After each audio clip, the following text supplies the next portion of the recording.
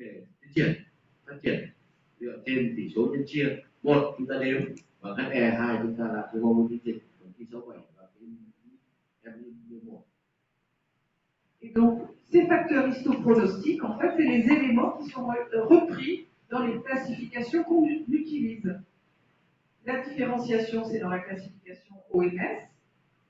La taille et l'invasion dans la classification PNN. Le grade et la prolifération, la nécrose et la prolifération, c'est ce qu'on a dans le grade. Tất cả những cái tiêu chuẩn như vừa rồi chúng ta nêu ra đấy thì nó tương đương với lại các yêu cầu, các tiêu chuẩn trong cái phân loại của tổ chức y tế thế giới. Ví dụ vừa rồi Việt Hóa cũng dựa theo cái tiêu chuẩn của tổ chức y tế thế giới, phân loại T, rồi TMN, rồi mô học vân vân. Le grade, c'est un élément de la classification OMS aussi. Tất cả cái này là dựa trên cái phân loại của tổ chức y tế thế giới. Alors, un point sur l'intérêt et aussi la limite de l'anticorps Ki67 ou MIB1. Một trong những cái lợi ích và giá trị và cái giới hạn hạn chế của cái Ki67 hoặc là M1. Alors là, je vous ai mis une tumeur bien différenciée avec une mitose, un carcinome à petites cellules avec deux mitoses, une tumeur bien différenciée avec un MIG-1 qui est très faible, et là, un MIG-1 dans un carcinome à petites cellules où tous les noyaux sont noirs. Đây là cái mà cho chúng ta thấy những cái ảnh mà chúng ta thấy ở đây rất Việt Hóa nhân chia, cái này là tế bào nhỏ gồm có nhân chia, có thể phát hiện nó là trên cái MIG-1 là chỉ dưới 1%, cái này thì 100%, ví dụ như vậy. Pour les tumeurs neuroendocrines du tube digestif et du pancréas, on est obligé de faire le MIG-1, c'est un critère pour classer ces tumeurs. U thần kinh nội tiết của tiêu hóa mà tụy thì bắt buộc phải làm cái này để đấy là cái tiêu chuẩn quan trọng để chúng ta cái số 7 hoặc là MIG-1 để có cái đó là cái giá trị để cái độ. C'est un critère qui a une valeur pronostique certaine. Et le Ki67, c'est parfois un élément qui est nécessaire pour rentrer les patients dans certains essais cliniques. Đôi khi cái tiêu chuẩn này thì nó cũng phải dựa vào thêm cả cái yếu tố lâm sàng nữa. Le problème, c'est que la technique n'est pas calibrée. On ne sait pas quel type de fixation il faut faire. Il n'y a pas de durée de fixation recommandée. Il y a plusieurs anticorps qui sont disponibles. On ne nous dit pas lequel on doit utiliser. On ne nous dit pas quelles conditions de pré-traitement d'immunohistochimie on doit utiliser. Et moi qui vois beaucoup de tumeurs endocrines dans ma vie, je vois bien que de temps en temps, je me dis, oh là là, ce MIG-1, je refais la lame, et je n'ai pas du tout le même résultat dans mon service. Donc, il y a vraiment un problème de technique qui devrait être calibré. Một cái hạn chế mà chắc là không phải riêng cái này, mà tất cả các cái khi trong mô dịch đấy là thứ nhất là cố định bằng cái gì, dung dịch cố định là gì, thời gian cố định. Ví dụ bây giờ chúng ta biết là trong cái HER2 chẳng hạn thì 1 tiếng sau cố định đã khác với lại nửa tiếng rồi. Đấy. Như vậy là dung dịch cố định không phải là dung dịch gì. Ví dụ hormone bình thường, hormone trung tính, ví dụ thế là khác nhau rồi đấy nhá, đúng không? Thời gian cố định để là nửa ngày rời 2 ngày cố định cho một dung dịch thì chắc là không ra cái gì cả. Đấy, thứ hai là có làm cái gì, người này có được điều trị trước khi mổ hay không.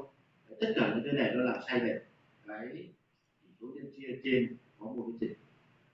Có khi chẳng nhìn thấy gì cả, nhưng còn nói với bên bà có những trường hợp mà nó đến muộn hoặc là cái tức là cái sai sót về mặt kỹ thuật ngay từ bước đầu tiên cố định được phẩm học thì sau này vứt đi hết không làm được cái gì cả.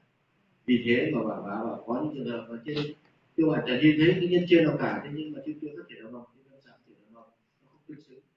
Đấy là cái hạn chế. Khi chúng ta làm này là chuẩn từ khâu đầu tiên thì chắc là nó sẽ ổn. Un autre problème, la technique n'est pas calibrée et la lecture n'est pas calibrée non plus. On ne sait pas à partir de quelle intensité de marquage il faut compter. Alors là, il y a un seul noyau, il est fortement marqué. Mais là, il y a des noyaux qui sont très faiblement marqués. Est-ce qu'il faut les compter ou pas? On ne sait pas.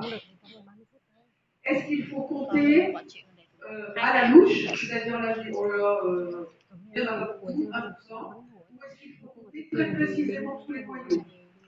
Est-ce qu'il faut compter avec des machines, un comptage automatisé? On ne sait pas. Điểm thứ hai là cách nhận định cách đếm. Ví dụ đây là một cái nhân rất là dương tính rất đẹp, bên cạnh này là vài cái nhân mà người bảo có trò nó nào người bảo có không.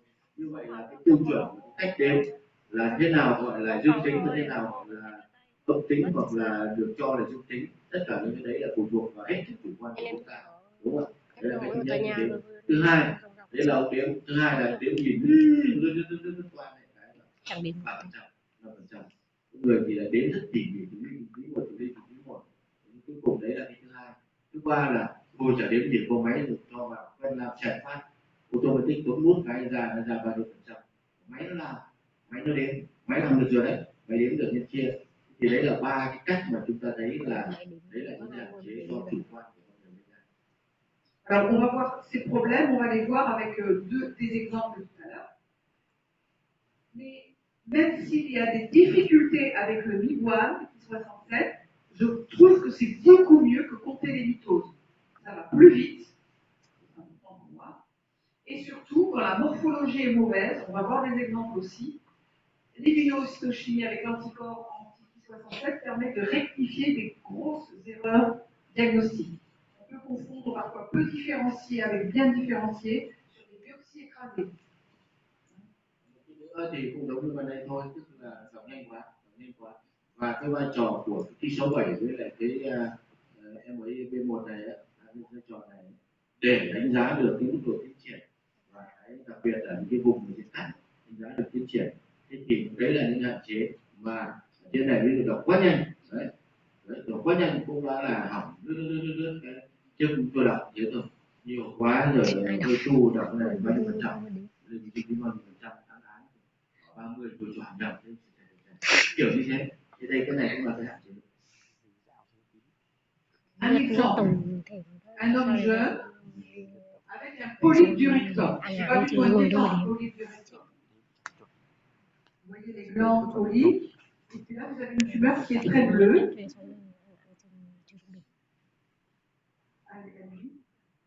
Đây là cái nhân 39 tuổi có một cái polyp ở trực tràng. Như thế đây là cái phần tuyến bình thường và đây là một cái u rồi.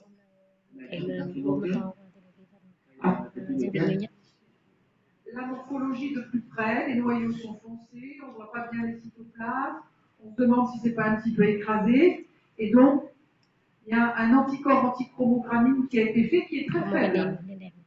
Et on sait quand les tumeurs deviennent peu différenciées, la chromogramine devient faible. Trên cái đồ công này lớn chúng ta thấy tế bào thì nhân lớn còn tương thì nhẹ, cái tính thành về đám có khi là hơi hoa hồng một chút, và đây cái chromogranin thì nó dương tính nhưng mà dương tính rất nhẹ thôi, cho nên cái này tính là cái nội tiết thì không thể nào của tuyến được. Et donc le diagnostic qui était proposé, c'était infiltration d'un mucus polype par un carcinome endocrine peu différencié. Et donc, le patient est passé en réunion de concertation pluridisciplinaire et sur ce compte-rendu, une amputation anorectale a été envisagée. Mais comme c'est un diagnostic, une conséquence thérapeutique qui est quand même lourde, on m'a demandé de faire une relecture de ce dossier, parce que le patient allait bien, un carcinome peu différencié qui va bien, ça n'existe pas. Le patient allait bien, et puis la présentation clinique, c'était un petit polype trouvé par hasard. C'est très bizarre comme... Lưu ý, ví dụ trường hợp này nếu chúng ta chẩn đoán là một carcinoma tế bào nhỏ, cái đường tiết tế bào nhỏ của trực tràng 2 thái độ, chúng ta báo là như vậy, bởi vì thường là tế bào nhỏ thì độ tính cao xong di căn nhanh, đúng không ạ? Và nếu bây giờ cắt cụt trực tràng, cắt cụt đồng bộ hormone trực tràng thì đấy là cái phẫu thuật là không cần thiết, quá nặng đối với bệnh nhân.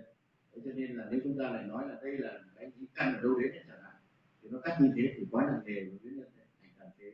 Vì vậy, trước trường hợp như này, một cái đại tràng trực trạng như thế, có một cái nốt bé tí rồi 0,4 mm, nếu chúng ta chẩn đoán không ổn là cái gây một cái phiền toái là tàn phế.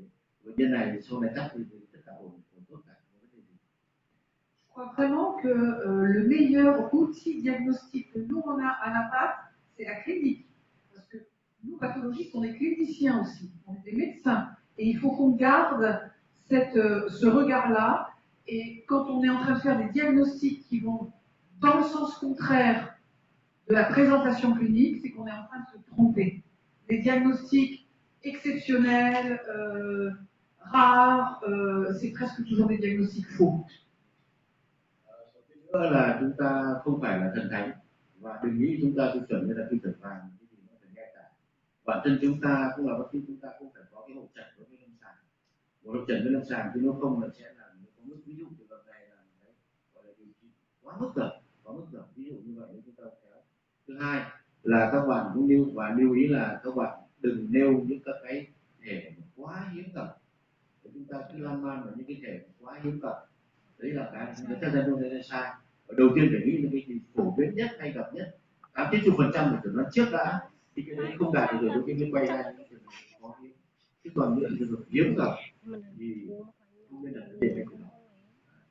Donc là, par exemple, trouver un carcinome peu différencié chez un patient qui va bien sur un petit polype, le pathologiste va se dire ouais, super, j'ai fait un beau diagnostic, personne ne s'y attendait. Mais c'est une erreur diagnostique. Il faut toujours se méfier. Ví dụ mình cũng phải nên nói là ở cái chân không có gì đâu, mình cô theo dõi chứ. Đấy, thì nếu mà chúng ta một quá nữa thì là tức là cái này ác tính kinh khủng lắm này, nó sẽ đủ luôn. Lúc đấy là một cái cây nó kiện nó nát.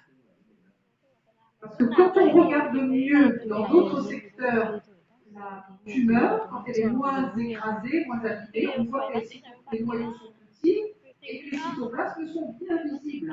Ça, c'est pas un CPC quand on voit bien les cytoplasmes comme ça. Nếu chúng ta nhìn một cách toàn diện, thế là nếu chúng ta đi vào trung tâm, chúng ta sẽ nhìn thấy là có những cái vùng mà tế bào nhân nhỏ bầu càng nhiều mà vẫn còn nhìn thấy bầu trương, đúng không? Vì thế mà cũng phải cẩn thận, xem một cách cẩn thận, và ví dụ trường hợp như thế này thì nên là cái tim nội tiết như thế, điện cắt nguồn lưu sạch sẽ rồi, không vấn đề gì cả. Rồi. Et quand on fait le marqueur de prolifération, alors on voit la glande colique qui est très marquée, c'est normal, et la tumeur, il n'y a presque pas de noyau marqué. Ce n'est pas un CPC, c'est une tumeur endocrine bien différenciée. Một kênh kháng thể thứ hai, đấy là cái thứ nhất để định tính, chắc chắn đây là cái nội tiết. Kháng thể thứ hai là cái MIP1 này, thì trên đây chúng ta thấy là tế bào của tuyến này dương tính rồi, và những các nguyên chia giải rác tỷ lệ rất là thấp. Vậy trong trường hợp này sẽ phải chẩn đoán là một cái u thần kinh nội tiết mà rất biệt hóa, lúc ấy thì thái độ xử lý nó khác. Et pour mémoire, il y a certaines tumeurs neuroendocrines du rectum qui expriment peu ou pas la chromogramine A. On l'a vu tout à l'heure. Đừng quên là trong cái u thần kinh nội tiết của trực tràng đấy, chromogramine A âm tính hoặc là dương tính rất nhẹ, chính là đây, rất nhẹ, rất là yếu, chính là đây. Donc le diagnostic final, ce n'est pas un carcinome endocrine, mais c'est une tumeur endocrine et elle est bien différenciée. Cái cuối cùng thì một cái kết luận cuối cùng đưa ra là xâm nhập của một cái u thần kinh nội tiết của trực tràng rất biệt hóa và dừng lại đấy. Alors comment on peut ne pas se tromper sur ce dossier difficile? C'est un, confronter avec la clinique. Deux, bien regarder la morphologie, parce que c'est vrai que là, c'est abîmé, écrasé, mais il y a des zones qui étaient mieux conservées. Vous voyez que c'était pas différencié. Et trois, CP67 voilà.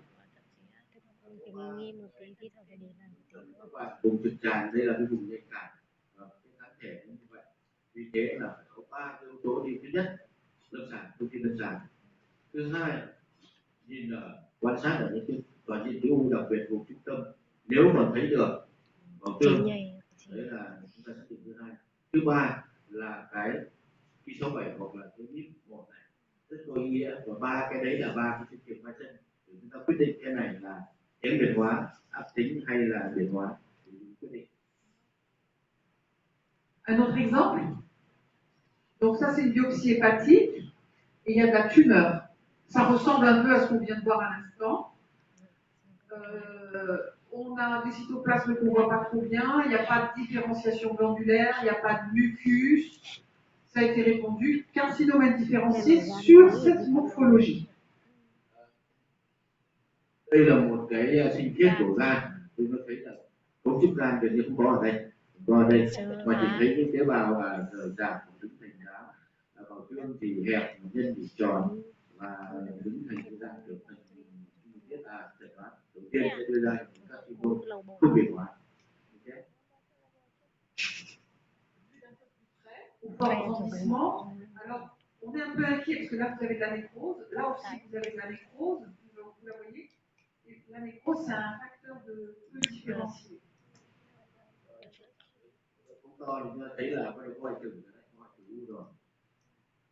Les noyaux sont très atypiques, très irréguliers. Je ne vois pas de mitose. Est-ce que vous voyez des mitoses? Đây nhân thì tròn đều đấy chứ, hoặc là cái góc cạnh nhưng mà đều không có nhân chia. Là, on fait une chromogranine. Comme tout à l'heure, elle est faible. Une chromogranine faible, c'est plutôt peu différencié. Đây là cái chromogranine thì nó dương tính rất là nhẹ, yếu rất là nhẹ. Đây là một cái u mà nó kém biệt hóa rồi. Et le Ki67 est positif sur presque tous les noyaux. Donc ça confirme bien. Đây là cái nhịp 1 hoặc là Ki67, nó dương tính với hầu hết các nhân tế bào u. Que c'est un carcinome endocrine peu différencié. Chúng ta sẽ chẩn đoán là một cái carcinome thần kinh nội tiết mà kém biệt hóa. Thắc mắc.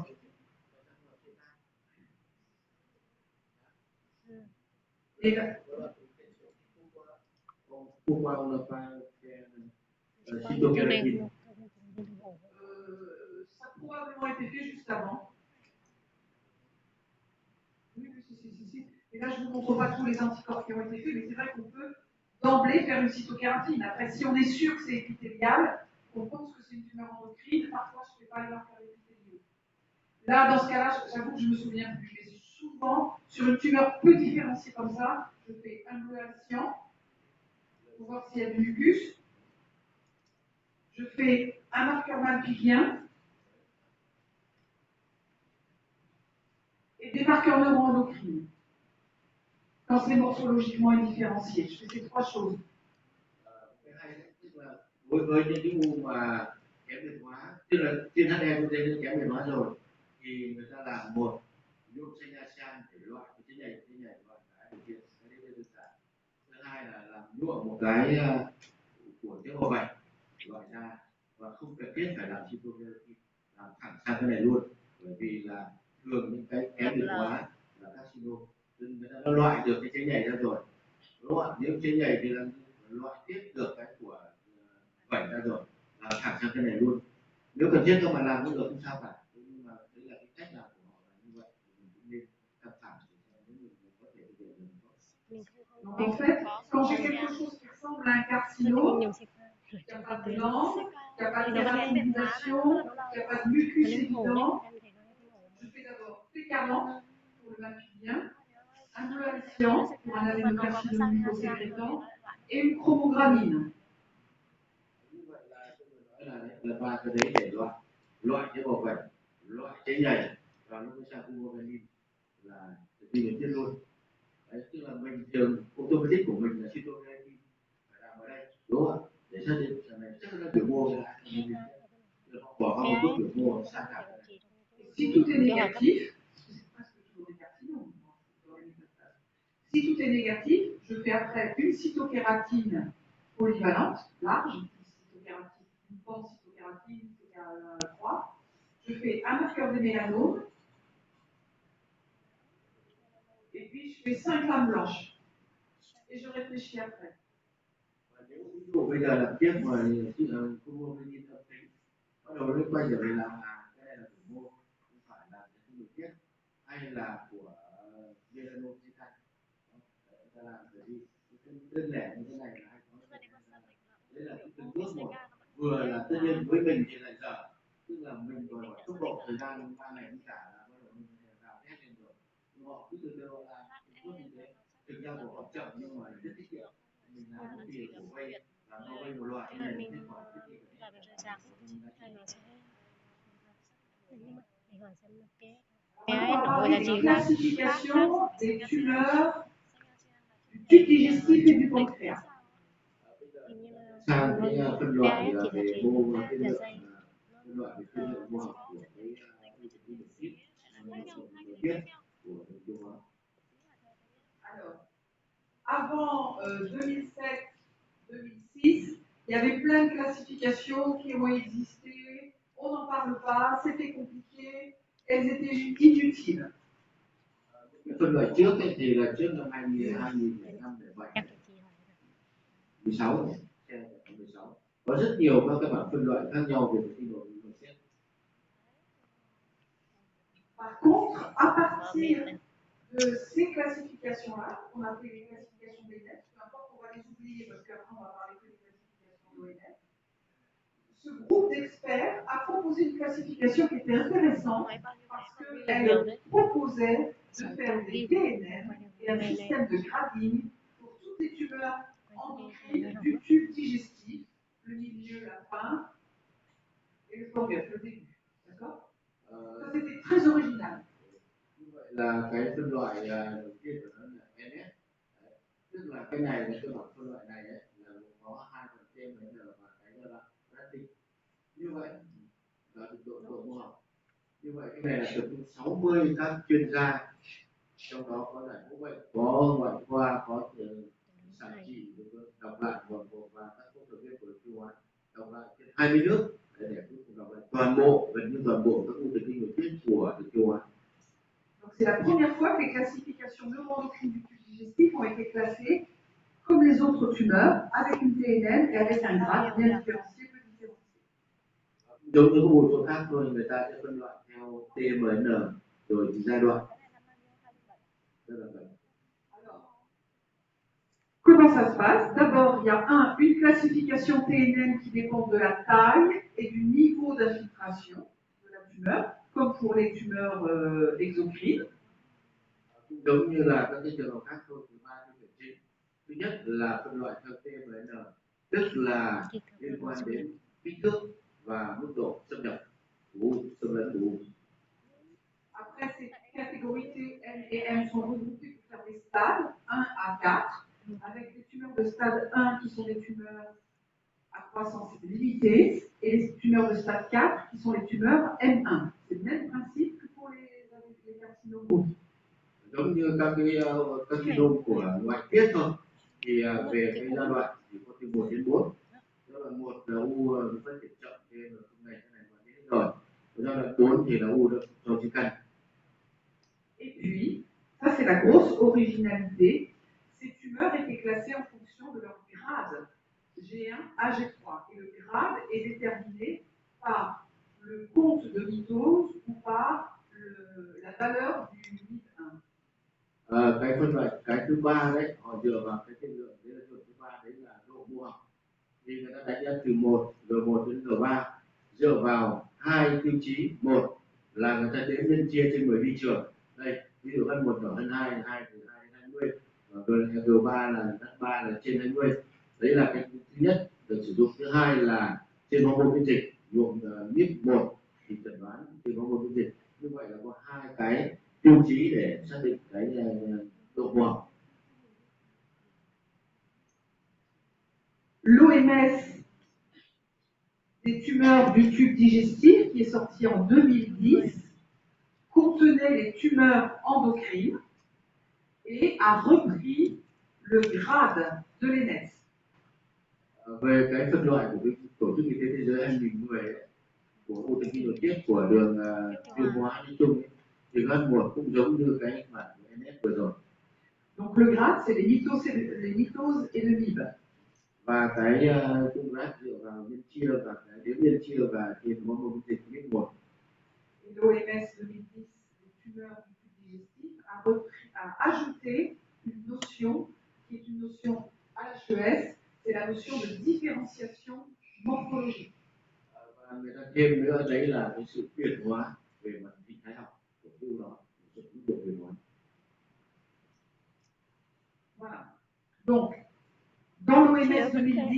tumeurs du tube digestif, on a le même grade que les NETs. Về cái loại của 2010 thì cũng giống như cái kia thôi, không có vấn đề gì cả. Các một như kia tương tự. Le même grade, et puis la différenciation. Donc on dit que les tumeurs qui sont G1, G2, c'est-à-dire avec un Ki67. Đối với lại độ biệt hóa thì là G1, G2 thì người ta cho nó là biệt hóa. Ki67 inférieur à 20%. Donc les tumeurs G1, G2 avec un Ki67 inférieur à 20% sont des tumeurs bien différenciées. Như vậy là độ khoa học độ 1, độ 2 tức là nhân chia tối đa đến 20 nhân chia trên 10 vi trường thì người ta xếp nó vào loại biệt hóa, rất biệt hóa. Alors que les tumeurs qui ont un Ki67 à plus de 20%, ce sont des tumeurs peu différenciées, soit carcinome à grande cellule, soit carcinome à petite cellule, soit les carcinomes mixtes, adéno, neuroendocrine. Mixte adénocarcinoma, neuroendocrine, carcinoma.